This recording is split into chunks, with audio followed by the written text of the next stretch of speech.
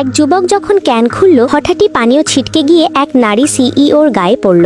ঘটনাটি দেখে যুবক ভয় পেয়ে তাড়াতাড়ি হাত বাড়িয়ে মুচকে গেল, কিন্তু তাতে নারী সিইও আরও ক্ষিপ্ত হয়ে উঠলেন। ঠিক সেই সময় পাশে থাকা তার বান্ধবী ফিসফিস করে বলল, ওর সঙ্গে কথা বাড়িয়ে লাভ নেই, আমাদের তাড়াতাড়ি ফিরতে হবে। রাগে ফুঁসতে ফুঁসতে নারী সিইও হুমকি দিয়ে চলে গেলেন, কিন্তু আশ্চর্যের বিষয়, তার ট্রাক্টরের গতি যুবকের দৌড়ের চেয়েও ধীর ছিল। যুবক সরাসরি পৌঁছে গেল একটি শোক সভায়। সেখানে গিয়ে সে হঠাৎই বৃদ্ধ কর্তার কফিনের ঢাকনা খুলে দিল। এর কয়েকজন লোক মিলে এসেও তার কাছে টিকতে পারল না। যুবক কফিনের দিকে তাকিয়ে বলল, আপনি আমার কাছে যা ধার নিয়েছেন তা না দিয়ে মরতে পারবেন না। তারপর সে নিজের অভ্যন্তরীণ শক্তি বৃদ্ধের দেহে প্রবাহিত করল।